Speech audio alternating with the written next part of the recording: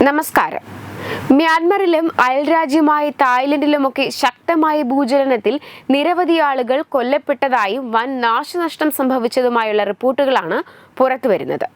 മ്യാൻമറിലും തായ്ലൻഡിലും നിരവധി പേർ മരിക്കുകയും ഒരുപാട് പേരെ കാണാതാവുകയും ചെയ്തിട്ടുണ്ട്.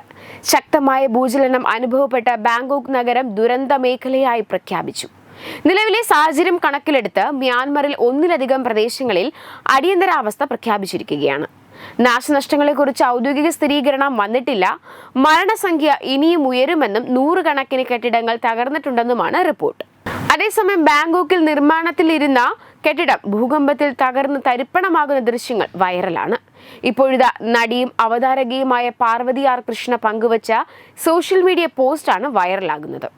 ബാങ്കോക്കിൽ ഭൂചലനം അനുഭവപ്പെടുമ്പോൾ പാർവതിയും ബാങ്കോക്കിലുണ്ടായിരുന്നു. മരണത്തെ മുഖാമുഖം കണ്ട നിമിഷത്തെക്കുറിച്ചാണ് പാർവതിയുടെ സോഷ്യൽ മീഡിയ പോസ്റ്റ്.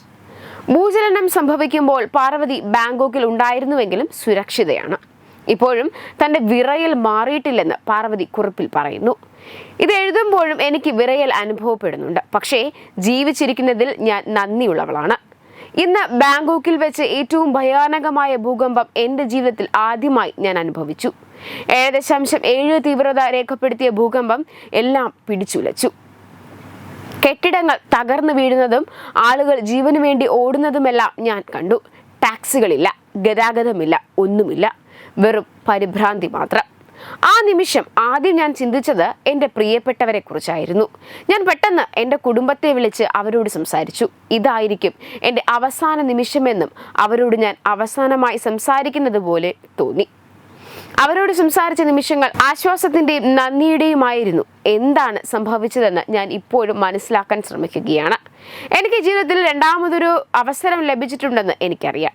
പുതിയ ജീവിതത്തോടും യാഥാർത്ഥ്യത്തിൽ പ്രധാനപ്പെട്ട കാര്യങ്ങളുമായി വീണ്ടും ബന്ധപ്പെടാനുള്ള അവസരത്തിനും ഞാൻ നന്ദിയുള്ളവളാണ്. ഭൂകമ്പം ബാധിച്ച എല്ലാവർക്കും എൻ്റെ ഹൃദയം നിങ്ങളെ ഓർക്കുന്നു. അവസാന നിമിഷത്തെ ഫ്ലൈറ്റ് ബുക്കിങ്ങിനും എല്ലാത്തിനും സഹായിച്ചവരോട് എത്ര നന്ദി പറഞ്ഞാലും മതിയാകില്ല. നിങ്ങളില്ലാതെ ജനങ്ങൾക്ക് തിരിച്ചു വരാൻ കഴിയുമായിരുന്നില്ല.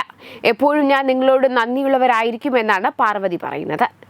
ജീവഭയം കൊണ്ട് ആളുകൾ നിലവിളിക്കുന്ന ശബ്ദങ്ങൾ പാർവതി പങ്കിട്ട വീഡിയോയിൽ കേൾക്കാം. ശക്തമായ ഭൂചലനം അനുഭവപ്പെട്ട ബാങ്കോക്ക് നഗരം ദുരന്ത മേഖലയായി പ്രഖ്യാപിച്ചു കഴിഞ്ഞു. നാശനഷ്ടങ്ങളെക്കുറിച്ച് ഔദ്യോഗിക സ്ഥിരീകരണം വന്നിട്ടില്ല. എന്തായാലും പാർവതി സേഫാണ്.